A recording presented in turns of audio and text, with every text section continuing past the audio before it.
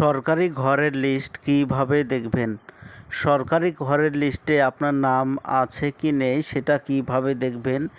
এর আগে প্রথম কিস্তির টাকা ৬০,০০০ টাকা সবাই পেয়েছে। সরকার পরিবর্তন হওয়ার পরে ঘরের টাকা আর কেউ পায়নি।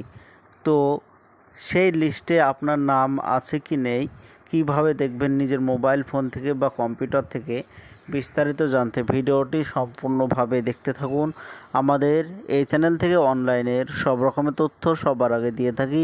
চ্যানেলটিকে সাবস্ক্রাইব করে পাশে থাকবেন যাতে ভিডিওগুলো সবার আগে আপনার কাছে পৌঁছে যায়। তো সরকারি ঘরের লিস্ট কিভাবে দেখবেন এবং লিস্টে আপনার নাম আছে কি না সেটা কিভাবে দেখবেন? এর জন্য আপনার মোবাইল অথবা কম্পিউটার থেকে যে কোনো একটি ব্রাউজার ওপেন করবেন এবং সার্চ অপশানে এসে লিখবেন PMAYG এটি লিখে সার্চ করবেন। এবার দেখতে পাচ্ছেন প্রধানমন্ত্রী আবাস যোজনা গ্রামীণ লেখা আছে।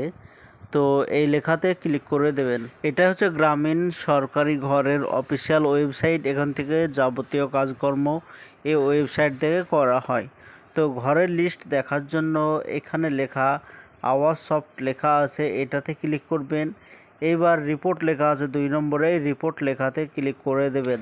এইবার এখানে লেখা আছে beneficiary registered account ফরজেন and verify লেখা আছে 3 নম্বরে, এই লেখাতে ক্লিক করে দেবেন। এরপরে এখানে দেখতে পাচ্ছেন প্রথমে স্টেট সিলেক্ট করতে বলছে। তো আপনি যে রাজ্যে বসবাস করেন সেই রাজ্য সিলেক্ট করবেন। এরপরে আপনার ডিস্ট্রিক্ট, আপনার জেলা সিলেক্ট করতে বলছে, জেলা সিলেক্ট করবেন।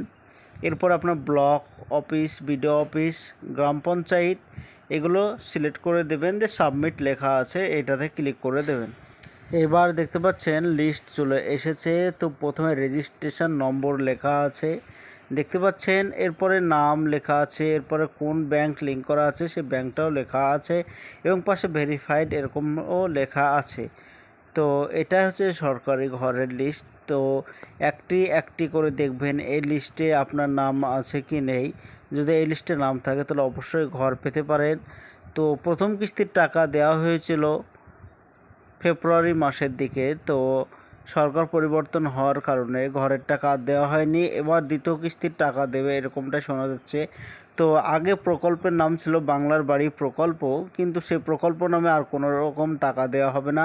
এবার যদি টাকা দেওয়া হয় তো প্রধানমন্ত্রী আবাস যোজনা এরকম প্রকল্প থেকে টাকা দেওয়া হবে। তো এখানে দেখতে পাচ্ছেন প্রথমে রেজিস্ট্রেশন নম্বর, এরপরে নাম, কার রিজেক্ট হয়েছে রিজেক্টও লেখা আছে, ভেরিফাই লেখা আছে দেখতে পাচ্ছেন।